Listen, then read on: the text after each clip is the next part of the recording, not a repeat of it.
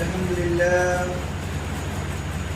نحمده ونستعينه ونستغفره ونؤمن به ونتوكل عليه ونعوذ بالله من شرور أنفسنا ومن سيئات أعمالنا من يهده الله فلا مضل له ومن يضلل الله فلا هادي له وأشهد أن لا إله إلا الله وحده لا شريك له وأشهد أن محمدا عبده ورسوله أما بعد فإن خير الحديث كتاب الله وخير الهدي هدي محمد صلى الله عليه وسلم وشر الأمور محدثاتها وكل محدثة بدعة وكل بدعة ضلالة وكل ضلالة في النار.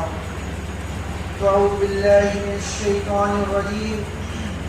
بسم الله الرحمن الرحيم. والقرآن المجيد بل عجبوا أن جاءهم منذر منهم فقال الكافرون هذا شيء عجيب فإذا متنا وكنا ترابا ذلك رجع بعيد قد علمنا ما تنقص الأرض منهم وعندنا كتاب حفيظ بل كذبوا بالحق لما جاءهم فهم في أمر مريض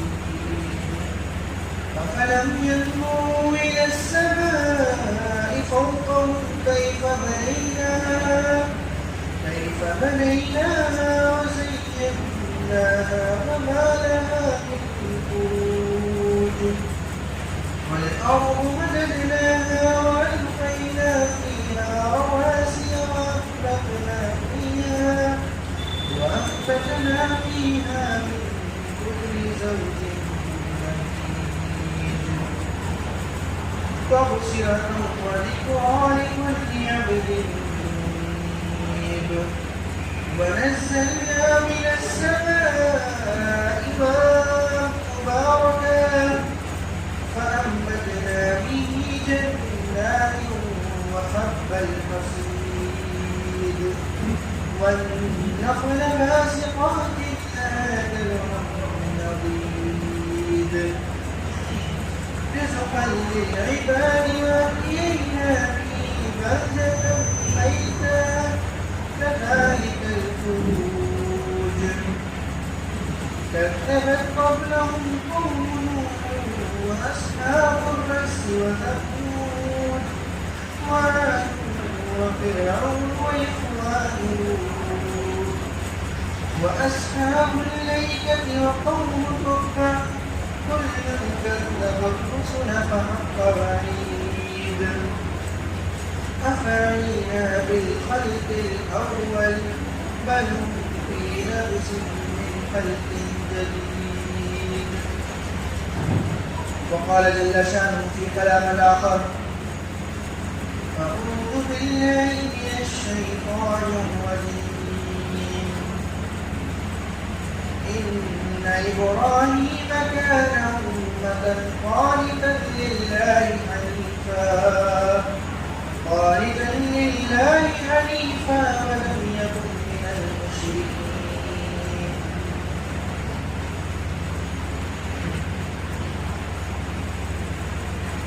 معزز حاضرین جمعہ، نوجوان ساتھی،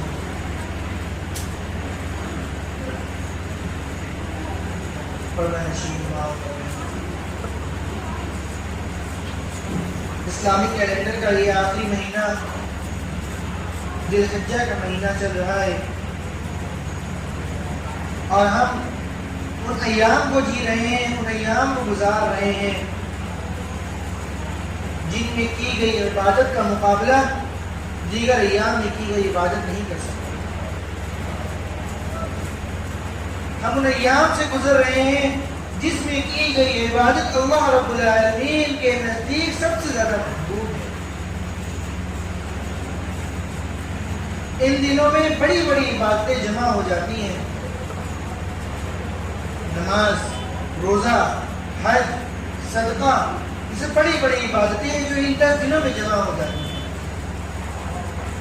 اللہ رب العالمین نے قرآن میں ان 10 دنوں کی قسم کھا دو فرمائی والفجر ولیال عشر، قسم ہے فجر کی اور 10 راتوں کی اور 10 دن۔ مفسرین کہتے ہیں کہ اس 10 دن سے مراد یہی عشر ذی الحجہ کے 10 دن ہیں۔ مسئلہ فرمایا کرتے تھے کہ عشر ذی الحجہ کی یہ 10 دن سے بہتر کوئی دن نہیں، اور رمضان کے آخری عشرہ کی 10 راتوں سے بہتر کوئی رات نہیں۔ گویا ہمیں چاہیے کہ ہم ان دنوں میں کثرت سے عبادت اللہ کی تکبیر بیان کریں۔ ذی الحجہ کا مہینہ شروع ہوتے ہی ہمارے ذہن میں کہیں نہ کہیں حضرت ابراہیم علیہ السلام کی یاد ضرور آتا ہے۔ ذی الحجہ کی 10 تاریخ کو جب ہم قربانی کرتے ہیں، اپنے جانور پر چھری چلاتے ہیں، تو اس کا ایک گہرا تعلق حضرت ابراہیم علیہ السلام سے ہے۔ جو حاجی حج کرنے گئے ہیں اس کا بھی گہرا تعلق حضرت ابراہیم علیہ السلام سے ہے۔ سوال یہ پیدا ہوگا کہ حضرت ابراہیم کون ہے؟ وہ کون ابراہیم ہے جن کی ملت کی پیروی کرنے کا حکم ہمارے نبی صلی اللہ علیہ وسلم کو دیا جا رہا ہے؟ وہ کون ابراہیم جن کے بارے میں اللہ رب العالمین نے فرمایا وَمَن يَرْغَبَ عَن مِلَّةِ إِبْرَاهِيمَ إِلَّا مَن سَفِیَ نَفْسَهُ، کہ ابراہیم کے ملت سے وہی شخص انکار کرے گا، وہی شخص پیچھے ہٹے گا جو بیوقوف ہوگا، جو ناسمجھ ہوگا، نادان ہوگا۔ وہ کون ابراہیم جن کو اللہ رب العالمین نے اپنا خلیل بنایا؟ ابراہیم وہ ہے، اللہ رب العالمین فرماتا ہے کہ مَا كَانَ إِبْرَاهِيمَ يَهُودِيًّا وَلَا نَصْرَانِيًّا، کہ ابراہیم نہ ہی یہودی تھے نہ ہی نصرانی تھے۔ ابراہیم کون تھے؟ وَلَكِنْ كَانَ حَنِيفًا مُسْلِمًا وَمَا كَانَ مِنَ الْمُشْرِكِينَ، ابراہیم تو ایک اچھے مسلمان تھے اور وہ مشرکوں میں سے تھے۔ دوسری جگہ اللہ رب العالمین حضرت ابراہیم علیہ السلام کا تعارف کراتا ہے، حضرت ابراہیم علیہ السلام کا انٹروڈکشن دیتا ہے۔ اللہ رب العالمین فرماتا ہے إِنَّ إِبْرَاهِيمَ كَانَ أُمَّةً قَانِتًا لِلَّهِ حَنِيفًا وَلَمْ يَكُن مِنَ الْمُشْرِكِينَ، کہ ابراہیم اکیلے ایک امت تھے۔ یہ بڑا قابل غور لفظ ہے۔ حضرت ابراہیم کو اللہ رب العالمین نے اکیلے ایک امت کہا۔ امت کے کئی افراد ہوتے ہیں، کسی کے اندر تجارت کا ہنر ہوتا ہے، تو کسی کے اندر مناظرے کا ہنر ہوتا ہے، کسی کے اندر دین کی دعوت دینے کا جوہر ہوتا ہے، تو کسی کے اندر اچھے سے اچھی تجارت کرنے کا جوہر ہوتا ہے۔ لیکن اللہ رب العالمین نے حضرت ابراہیم کو امت کہا، یعنی حضرت ابراہیم علیہ السلام کے اندر پوری امت کی خصوصیت پائی جاتی تھی۔ نصیحت کرنے کا وقت آئے تو بہترین ناصح بنے، مناظرہ کرنے کا وقت آئے تو بہترین مناظر بنے، باپ بنے تو بہترین باپ بنے، بیٹے بنے تو بہترین بیٹے بنے، شوہر بنے تو بہترین شوہر بنے، اور سب سے بڑھ کر آپ ایک بہترین شخص تھے، آپ ایک بہترین انسان تھے۔ إِنَّ إِبْرَاهِيمَ كَانَ أُمَّةً قَانِتًا لِلَّهِ، حضرت ابراہیم اللہ رب العالمین کے وفادار تھے، اللہ رب العالمین کے فرما بردار تھے۔ اللہ رب العالمین کا جب جیسا حکم آیا حضرت ابراہیم نے اس کو تسلیم کیا۔ قانت کا مطلب پتہ ہے؟ قانت ہم دعا ایک اور پڑھتے ہیں، قانت کا مطلب کیا ہوتا ہے؟ قانت کا مطلب ہوتا ہے لگاتار پرماننٹلی اللہ رب العالمین کی اطاعت کرنا۔ ایسا نہیں کہیں بھی اطاعت کی کبھی نہیں کی، جہاں فائدہ کا اطاعت کی، جہاں لگا نقصان ہے وہاں اطاعت نہیں کی، نہیں۔ ابراہیم علیہ السلام نے ہر حال میں ہر صورت میں اللہ رب العالمین کی اطاعت کی۔ حضرت ابراہیم نے اللہ کے حکم میں کبھی گنجائش نہیں تلاشی۔ حضرت ابراہیم نے وہاں بھی گنجائش نہیں تلاشی جہاں گنجائش نکالی جا سکتی تھی۔ حضرت ابراہیم کی زندگی کی سب سے بڑی قربانی، حضرت ابراہیم چاہتے تو وہاں پہ گنجائش نکال سکتے تھے، یہ کہہ سکتے تھے کہ ایک سپنا میں نے دیکھا ہے، خواب دیکھا ہے۔ سپنا تو بہت دیکھتے ہیں، خواب تو بہت دیکھتے ہیں، لیکن حضرت ابراہیم نے اس کو اللہ رب العالمین کا حکم مانا اور اس پر عمل کرنے کے لیے راضی ہو گئے۔ قال له ربه اسلم قال اسلمت لرب العالمین، اللہ رب العالمین نے کہا کہ میرے بندے ابراہیم سے کہا گیا، میں نے کہا کہ تو میرا فرما بردار بن جا، پھر نافرمانی نہ کر۔ حضرت ابراہیم نے کہا کہ میں تیرا اہل ہے، میں تیرا فرما بردار بن گیا، میں تمام جہان والوں کا فرما بردار بن گیا۔ حضرت ابراہیم اللہ رب العالمین کے ساتھ وفادار تھے۔ إِنَّ إِبْرَاهِيمَ كَانَ أُمَّةً قَانِتًا لِلَّهِ حَنِيفًا، اللہ رب العالمین نے ابراہیم علیہ السلام کو حنیف کہا. حنیف کا مطلب ہوتا ہے تمام لوگوں سے اپنے تعلق کو کاٹ کر ایک اللہ وحدہ لا شریک سے جوڑ لینا. حضرت ابراہیم علیہ السلام نے بھی تمام لوگوں سے اپنا تعلق کاٹ کر ایک اللہ رب العالمین سے اپنے تعلق کو جوڑ دیا. ضرورت آئی تو اپنے باپ کو چھوڑ دیا, اپنے گھر کو چھوڑ دیا, اپنے وطن کو چھوڑ دیا, اپنی بیوی اور اپنے بیٹے کو ایسی جگہ چھوڑ دیا جہاں نہ کھانا تھا نہ پانی. اللہ کا حکم آیا تو اپنے بیٹے کو ذبح کرنے کے لیے تیار ہو گئے. اسی وجہ سے اللہ رب العالمین نے ابراہیم علیہ السلام کو اپنا خلیل بنایا. خلیل یہ محبت اور دوستی کا سب سے ٹاپ کا رشتہ ہوتا ہے, سب سے اعلیٰ درجہ ہوتا ہے, اس سے اوپر کچھ نہیں. تو ابراہیم علیہ السلام اللہ کے خلیل تھے, وہ اللہ کے ساتھ حنیف. ان ابراہیم کان امۃ قانتا للہ حنیفا ولم یکن من المشرکین.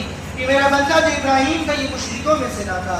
اے یہودیو تم کہتے ہو کہ ہم ابراہیمی ہیں, ہم ابراہیمی ہیں, ابراہیم ہمارے ہیں, تو سن لو کہ میرا ابراہیم تو مشرک نہ تھا, میرا ابراہیم تو توحید پرست تھا. تم تو شرک سے لگپٹ ہو, تم تو دن رات شرک کرتے ہو. اے عیسائیو تم بھی کہتے ہو کہ ہم ابراہیمی ہیں, ہم بنی اسرائیل کے ہیں, تو تم بھی سن لو کہ میرا ابراہیم تو پکا موحد تھا, وہ شرک کرنے والا نہ تھا. تم تو دن رات شرک کرتے ہو, تم تو شرک سے گھرے ہوئے ہو. اللہ رب العالمین نے ابراہیم کو کہا کہ مشرک نہ تھے. حضرت ابراہیم علیہ السلام کی سیرت اٹھائیے تو دیکھیے, حضرت ابراہیم علیہ السلام کی پوری سیرت قربانیوں سے بھری پڑی ہے. سب سے پہلے آپ کے پاس توحید کا علم آتا ہے, سب سے پہلے اپنے باپ کو دعوت دیتے ہیں, اپنے باپ سے کہتے ہیں یا ابتی لما تعبد ما لا يسمع ولا يغني عنك شيئا. اگر آج ہمیں یہ دیکھنا ہے کہ ایک بیٹے کو اپنے باپ سے کیسا سلوک کرنا چاہیے, بھلے ہی سے باپ کافر ہو, بھلے ہی سے باپ مرتد ہو, لیکن ایک بیٹے کو اپنے باپ سے کس طرح بات کرنی چاہیے, تو ہمیں حضرت ابراہیم علیہ السلام کی سیرت کو دیکھنا چاہیے. حضرت ابراہیم اپنے کافر باپ سے کہتے ہیں یا ابت لما تعبد ما لا يسمع ولا يغني عنك شيئا, کہ اے میرے ابا جان آپ کس چیز کی عبادت کرتے ہیں جو نہ سن سکتا ہے, نہ دیکھ سکتا ہے, نہ نفع نقصان کا مالک ہے.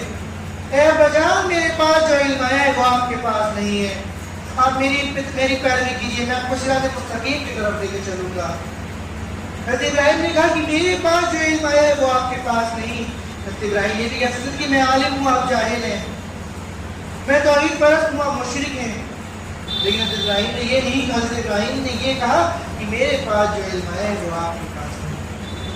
حضرت ابراہیم کے لہجے میں جو سافٹنیس تھی, جو نرمی تھی, آج ضرورت ہے کہ ہم وہ لہجے میں اپنے سافٹنیس پیدا کریں, وہ نرمی پہ لہجے میں پیدا کریں. ایک بات بھی کہنے کے دو طریقے ہوتے ہیں, ایک کا انجام اچھا نکلتا ہے تو ایک کا انجام برا نکلتا ہے. حضرت ابراہیم نے تم یا ابتی کہہ کے بات کی, کہا یا ابتی لا تعبد الشیطان ان الشیطان للرحمن عصی. کہ میرے ابا جان اب شیطان کی عبادت نہ کیجیے, شیطان رحمان کا بہت بڑا دشمن ہے, بہت بڑا نافرمان ہے. یہ بڑا قابل غور لفظ ہے کہ حضرت ابراہیم نے کہا کہ شیطان کی عبادت نہ کیجیے, بلکہ ان کے باپ تو شیطان کی عبادت نہیں کرتے تھے, بلکہ کوئی شیطان کی عبادت نہیں کرتا. بلکہ حضرت ابراہیم نے یہاں پہ کہنے کا مقصد یہ ہے کہ شیطان کی عبادت اللہ رب العالمین کے علاوہ جس کی بھی عبادت کی جاتی ہے وہ در حقیقت شیطان کی عبادت کی جاتی ہے. چاہے وہ نبی ہو, چاہے وہ فرشتے ہو, چاہے وہ ولی ہو, وہ ان کی عبادت نہیں بلکہ در حقیقت شیطان کی عبادت کی جاتی ہے. حضرت ابراہیم نے کہا کہ میرے ابا جان اب شیطان کی عبادت کیجیے, بے شک شیطان رحمان کا بہت بڑا دشمن ہے. پھر حضرت ابراہیم نے کہا میرے ابا جان مجھے ڈر ہے کہ آپ کو اللہ رب العالمین کا عذاب نہ چھو لے. حضرت ابراہیم اپنے باپ سے کہہ رہی ہے میرے ابا جان, ہے میرے ابا جان. اور ان کا باپ ان سے کیا کہتے ہیں راغبون آلہتی یا ابراہیم, کہ ابراہیم تو مجھے میرے معبودوں کی عبادت سے روکتا ہے, تو یہاں سے چلا جا ورنہ میں تجھے وحجرنی حجر ملیہ, میں تجھے پتھر سے مار کر ہلاک کر دوں گا. ابراہیم ابا جان کہہ کے بات کر رہے ہیں اور باپ نام لے کر بات کر رہا ہے, یہ بھی نہیں کہتا کہ میرے بیٹے. باپ تو کہہ رہے ہیں ابراہیم تو یہاں سے چلا جا ورنہ تجھے جان سے مار دوں گا. حضرت ابراہیم وہاں سے نکل گئے, کہتے ہوئے سلام علیکم, اے میرے ابا جان آپ پر سلام. آپ مجھے مارنے کی دھمکی دے رہے ہیں لیکن میں آپ کے لیے دعا کر رہا ہوں کہ اللہ رب العالمین آپ کو معاف کر دے. یہاں بھی جب اللہ رب العالمین نے حکم دے دیا کہ ابراہیم تیرا باپ اللہ کا دشمن ہے، وہ مشرک ہے، تو اس کے لیے مغفرت کی دعا نہیں کر سکتا. حضرت ابراہیم نے کہا تبرأ منہ، میں اس سے بری ہوں، میں اپنے باپ کے لیے مغفرت کی دعا نہیں. اور آگے بڑھی حضرت ابراہیم علیہ السلام اپنے قوم والوں کو دعوت دیتے ہیں، اپنے قوم والوں کو دعوت دیتے ہیں، کہتے ہیں ما هذه التماثيل التي انتم له عاكفون، کہ کیا معبود بنا کے رکھے، کیا اینٹا کے پتھر کے معبود بنا کے رکھے جن کی تم پوجا کیا کرتے ہو. یہ قوم والے کہتے ہیں کہ ہم نے اپنے باپ دادوں کو ایسے ہی کرتے ہوئے دیکھا تو ہم بھی ایسے ہی کرتے ہیں. ابراہیم کہتے ہیں کہ تمہارا اور میرا رب تو وہ ہے جو تمام آسمان اور زمین کو خالق ہے، بس میں تمہارے معبودان باطلہ سے برات کا اظہار کرتا ہوں. حضرت ابراہیم اپنے قوم والوں کو توحید کی دعوت دیتے ہیں، توحید کی دعوت دیتے ہیں، لیکن ان کے قوم والے ہٹ درمی کرتے ہیں. ایک وقت ان کے پورے قوم والے میلہ میں جاتے ہیں. حضرت ابراہیم نہیں جاتے، کہتے ہیں کہ میں بیمار ہوں. حضرت ابراہیم نہیں کہتے ہیں میں بیمار ہوں. جب ان کے پورے قوم والے میلہ میں چلے جاتے ہیں، پورے قوم والے میلہ میں چلے جاتے ہیں، تو ابراہیم علیہ السلام ہتھوڑا اٹھا کر ان کے قوم والوں کے بٹھانے میں جاتے ہیں اور ایک سے ایک کر کے تمام معبودوں کو توڑ دیتے ہیں الا کبیر، ان میں سے ایک بڑے والے کو چھوڑ دیتے ہیں. ایک بڑے والے کو چھوڑ کے تمام معبودوں کو توڑ دیتے ہیں. جب ان کے قوم والے آتے ہیں دیکھتے ہیں تو کہتے ہیں ہمارے معبودوں کا یہ حال کس نے کیا، ہمارے معبودوں کا یہ حشر کس نے کیا. تو ان میں سے ایک شخص کہتا ہے کہ ابراہیم نام کا شخص تھا جو ہمارے معبودوں کی برائی کیا کرتا تھا، مجھے شک ہے کہ اسی کا کام ہے. تو ابراہیم علیہ السلام کو بلایا جاتا ہے، ابراہیم علیہ السلام کو بلایا جاتا ہے تو ان سے پوچھا جاتا ہے، ان سے پوچھا جاتا ہے کیا یہ تمہارا کام ہے. حضرت ابراہیم کہتے ہیں کہ جو بڑا والا ہے اس سے پوچھو، یہ اسی کا کام ہو سکتا ہے. ان کے قوم والے کہتے ہیں ابراہیم یہ تو سن نہیں سکتے، یہ تو بول نہیں سکتے، تمہیں پتہ ہے یہ نہ بول سکتے ہیں نہ سن سکتے ہیں.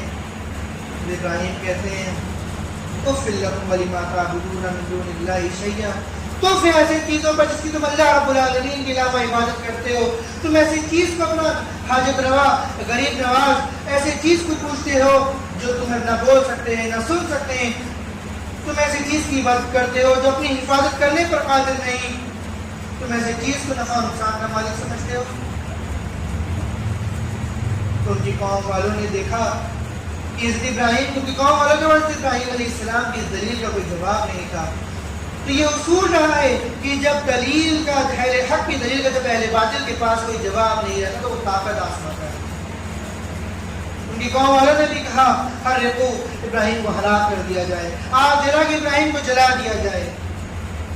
بس آگ جلائی جائے، اتنی بڑی آگ جلائی گئی جس میں پورا ایک محلہ پورے گاؤں جلا دیا جائے، جلا دیا جا سکتا تھا. لیکن وہ آگ اتنی بڑی آگ بس ایک اکیلے ابراہیم کے لیے جلائی گئی. حضرت ابراہیم کو برہنہ کر کے آگ میں ڈالا جا رہا ہے. حضرت ابراہیم کے سارے کپڑے اتار دیے گئے، تو برہنہ کر دیا گیا. حافظ ابن حجر کہتے ہیں کہ روز محشر میں جب ہم لوگ اللہ رب العالمین کے نزدیک برہنہ اٹھیں گے، سب لوگ برہنہ اٹھیں گے، تو سب سے پہلے حضرت ابراہیم علیہ السلام کو قربان ہے. یہ حضرت ابراہیم علیہ السلام کی قربانیوں کا نتیجہ ہوگا کہ ان کو جب برہنہ کر کے آگ میں ڈالا جا رہا ہے اس وقت ان کے ماتھے پر کوئی شکن نہیں، اس وقت ان کی زبان سے کچھ کفریہ کلمات نہیں نکلتے. ان کی زبان سے نکلتا تو یہ نکلتا ہے کہ حسبی اللہ و نعم الوکیل، اے میرے اللہ تو میرے لیے کل بھی کافی تھا، تو میرے لیے آج بھی کافی ہے. یہ کہتے کہتے وہ آگ میں کود جاتے ہیں. اللہ رب العالمین جب اپنے خلیل کی یہ ادا دیتے ہیں تو پانی بارش کو حکم دیتے کہ بارش ہو جا، ہوا کو حکم دیتے کہ ہوا چل جا، آگ کو بجھا دے. اللہ رب العالمین ڈائریکٹ آگ سے کہتے ہیں یا نار کونی بردا وسلام علی ابراہیم، کہ آگ تو میرے ابراہیم واسطے سلامتی کا سبب بن جا، اے آگ ٹھنڈی ہو جا اور میرے خلیل واسطے سلامتی کا سبب بن جا. کیا خوب کہا ہے کسی شاعر نے کہ آج بھی ہو جب ابراہیم سائمہ پیدا، آگ بھی کر سکتی ہے انداز گلستہ پیدا. ابراہیم آگ میں کود گئے، اللہ رب العالمین نے آگ کو حکم دیا، آگ سے ابراہیم واسطے بغیچہ بن. اور آگے بڑھیے. حضرت ابراہیم علیہ السلام اپنی بیوی سارہ کو لے کر جا رہے ہیں. ایک بستی کے پاس سے گزر ہوتا ہے جہاں کا بادشاہ بڑا بے رحم، بڑا بدتمیز، بڑا بدکردار ہوتا ہے. جب وہاں سے شوہر بیوی گزرتے ہیں تو ان کو اغوا کر کے شوہر کو مار دیتا ہے اور بیوی کے ساتھ زنا کرتا ہے، بیوی کا ریپ کرتا ہے۔ اس بادشاہ کے سپاہیوں نے حضرت ابراہیم اور حضرت سارہ کو بھی اغوا کیا۔ تو حضرت ابراہیم کو جب پتہ چلا کہ یہاں کا بادشاہ ایسا ہے، تو حضرت ابراہیم نے حضرت سارہ سے کہا کہ جب بادشاہ تم سے پوچھے کہ میں تمہارا کون ہوں تو کہہ دینا کہ میں تمہارا بھائی ہوں۔ جان بچانے کے لیے جھوٹ بولا جا سکتا ہے، لیکن حضرت ابراہیم علیہ السلام نے یہاں پہ بھی یہ جھوٹ نہیں بولا۔ اس وقت پورے روئے زمین پر دو توحید پرست تھے، دو مومن تھے، ایک حضرت ابراہیم اور دوسرا حضرت سارہ۔ ایمان کے رشتے سے حضرت سارہ حضرت ابراہیم علیہ السلام کی بہن تھی۔ جان بچانے کے لیے جھوٹ بولا جا سکتا ہے، لیکن حضرت ابراہیم نے اس وقت بھی جھوٹ نہ بولا۔ حضرت ابراہیم علیہ السلام کو قید کر دیا گیا، حضرت سارہ کو بادشاہ کے پاس لے جایا گیا، اس سے پوچھا گیا یہ کون ہے؟ تو سارہ نے کہا کہ میرے بھائی ہیں۔ حضرت سارہ بے حد خوبصورت خاتون، بادشاہ نے ان کے جانب ہاتھ اٹھایا، ان کے جانب ہاتھ بڑھایا غلط نیت سے، تو پیرالائز ہو گیا، اس کا ہاتھ نہیں کرو گے، وہ آگے ہاتھ نہیں بڑھا سکتا۔ تو بادشاہ کہنے لگا کہ میں سمجھ گیا کہ تم بہت اللہ والے ہو، تم لوگ بڑے نیک ہو، میں تمہیں کچھ نہیں کروں گا، تم اللہ سے دعا کرو کہ میرا ہاتھ صحیح ہو جائے۔ حضرت سارہ اللہ سے دعا کرتی ہیں، حضرت سارہ چاہتی تو وہاں سے بھاگ سکتی تھی اس کو اسی حال میں چھوڑ کر، لیکن مومن اور توحید پر بڑے معصوم ہوتے ہیں، بڑے رحم دل ہوتے ہیں۔ حضرت سارہ نے اس کے لیے دعا کیا، لیکن وہ بدبخت نے پھر حضرت سارہ کے جانب ہاتھ اٹھایا۔ ایسے ہی 3 مرتبہ ہوا اور تینوں مرتبہ اس کا ہاتھ پیرالائز ہو گیا۔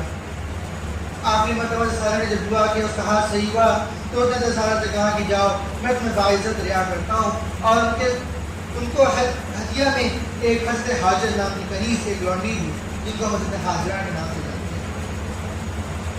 حضرت سارہ اپنی کنیز کو لے کر حضرت ابراہیم کے جانب آگے، جہاں پہ حضرت ابراہیم کو قید کر کے رکھا جاتا ہے، وہاں آتی ہے تو دیکھتی ہے ان کے پیارے شوہر حضرت ابراہیم علیہ السلام نماز پڑھ رہے ہیں۔ حضرت ابراہیم علیہ السلام نماز پڑھ رہے ہیں۔ حضرت ابراہیم بے بس تھے، وہ کچھ نہیں کر سکتے، لیکن وہ یہ تو کر سکتے تھے کہ اللہ رب العالمین سے دعا کریں، اللہ رب العالمین کے واسطے نماز میں اللہ سے نماز پڑھ کے اللہ سے دعائیں مانگیں۔ حضرت ابراہیم اللہ سے دعائیں مانگ رہے ہیں، نماز پڑھ رہے ہیں۔ دیکھا کہ سارہ آئی تو نماز کی حالت ہے، ان سے کیا ہوگا؟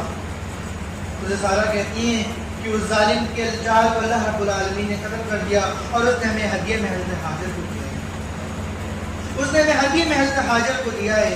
حضرت ابراہیم اپنی زوجہ حضرت حاجرہ حضرت سارہ کو وہاں سے لے کر بڑھتے ہیں، پھر حضرت حاجر سے نکاح کر لیتے ہیں۔ حضرت حاجرہ حضرت ابراہیم علیہ السلام کی سیکنڈ وائف، دوسری بیوی ہے۔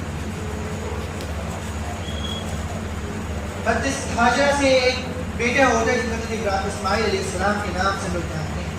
حضرت ابراہیم کے پلوٹی کے بیٹے حضرت اسماعیل اتنی دعاؤں کے بعد ہوتے ہیں۔ حضرت ابراہیم اللہ سے یہی دعا کرتے ہیں کہ ربی اپنی الصالحین، اے اللہ تو مجھے نیک بیٹے سے نواز۔ بیٹے کی پیدا ہونے سے پہلے حضرت ابراہیم نے نیک ہونے کا اللہ سے مطالبہ کہ مجھے بیٹا نہیں چاہیے، مجھے نیک بیٹا چاہیے۔ اللہ نے کہا فبشرناہ بغلام حلیم، تو ہم نے ابراہیم کو صبر کرنے والا حلیم بیٹے سے نوازا، بہت صبر کرنے والے بیٹے سے نوازا۔ باپ بھی صبر کرنے والا، بیٹا بھی صبر کرنے والا۔ جب حضرت حاجرہ بیٹا ہو حضرت اسماعیل حضرت سارہ کو پھر غیرت یہ گوارا نہیں کی کہ ہم دونوں ساتھ میں، کو برا لگنے لگا۔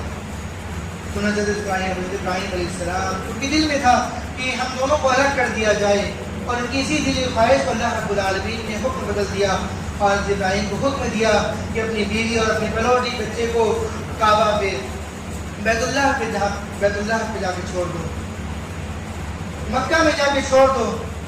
حضرت ابراہیم نے اللہ کے اس حکم کی پیروی کرتے ہوئے اپنی بیوی اور اپنے بیٹے کو جا کے مکہ مکرمہ میں چھوڑ دیا۔ جب چھوڑ کے تھوڑا سا کھجور کا تھوڑا سا پانی کا کو دے دیا اور چھوڑ کے جب واپس آنے لگے تو مجھے حاجرہ نے کہا اب ہم یہاں پہ کس کے بھروسے چھوڑ کے جا رہے ہیں؟ یہاں پہ تو نہ پتھر نہ پانی ہے نہ کھانا، اب ہم یہاں پہ کس کے بھروسے چھوڑ کے جا رہے ہیں؟ حضرت ابراہیم نے کچھ نہیں بولا۔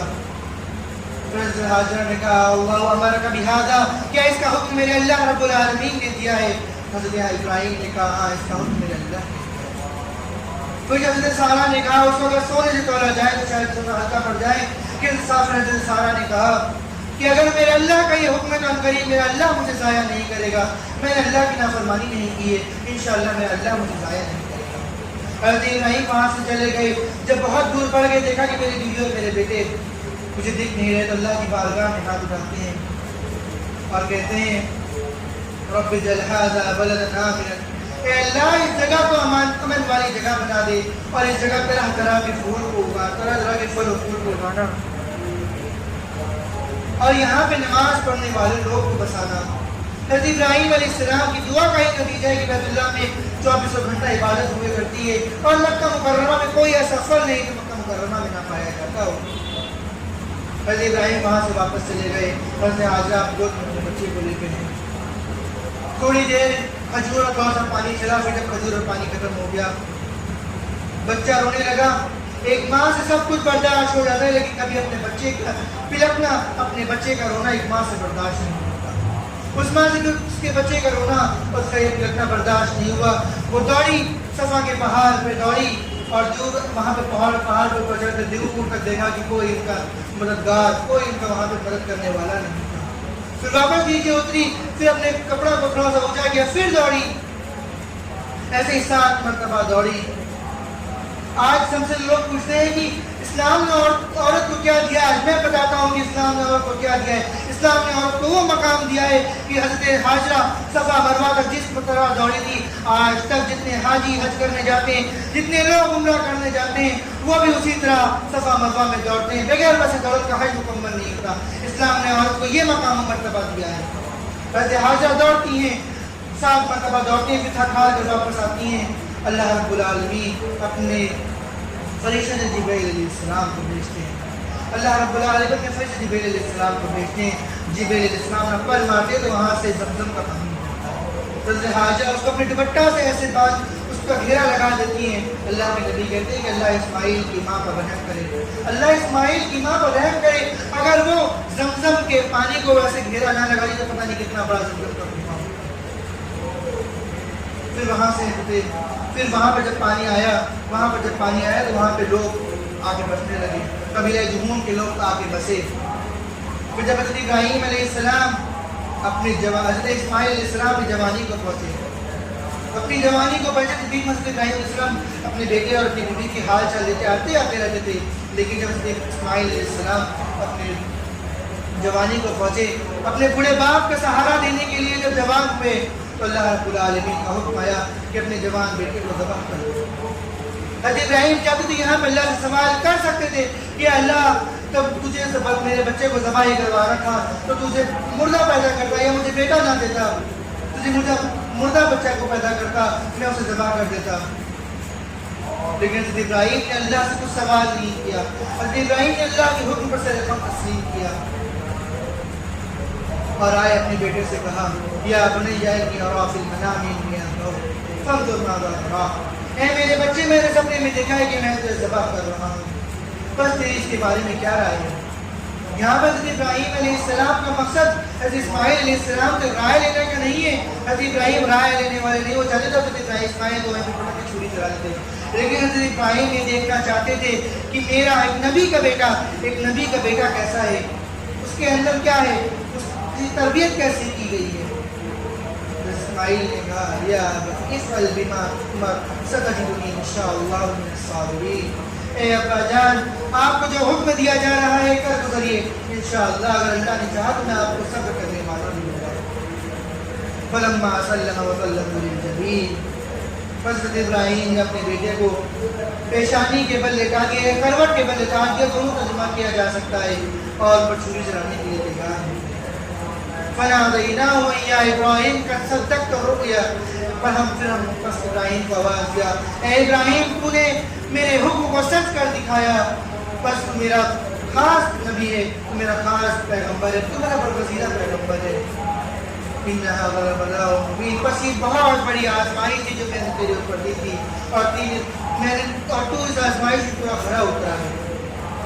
یہ ابراہیم علیہ السلام کی زندگی کی سب سے بڑی قربانی، ایک بوڑھے باپ سے کہا جا رہا ہے کہ اپنے جوان بیٹے کو ذبح کر دیا جائے۔ آج جب ایک بچے کا انتقال ہوتا ہے، وہ خود سے مرتا ہے، تو ایک باپ کے اور ایک ماں کے آنسو نہیں رکتے، پھر وہ اسی بات پر صبر کرتے ہیں کہ موت کو اللہ رب العالمین نے لکھی، موت کا ہر ایک نفس کو آئی، لیکن یہاں پہ ابراہیم سے کہا جا رہا ہے اپنے بیٹے کو ذبح کر دو۔ تو اس باپ کے دل کی کیا کیفیت ہوگی؟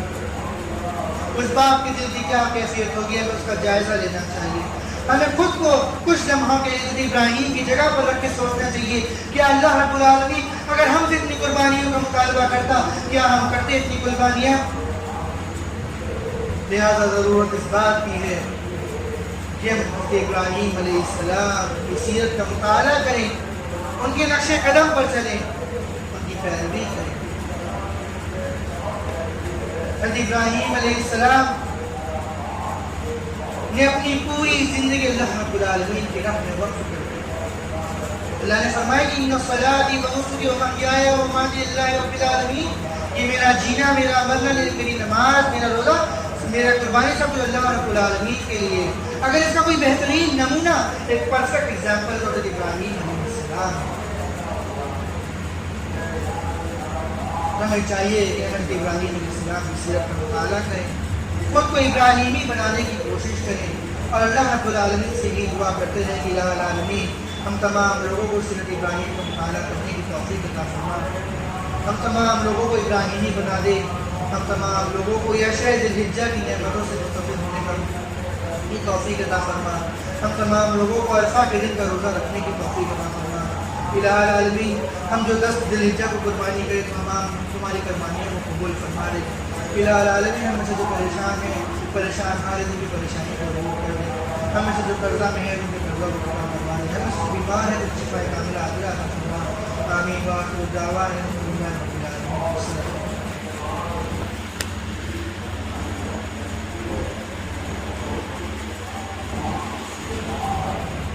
الحمد لله على إحسانه والشكر له على توفيقه والامتنان، وأشهد أن لا إله إلا الله وحده لا شريك له تعظيما لشانه، وأشهد أن محمدا عبد الله والداعي إلى رضوانه.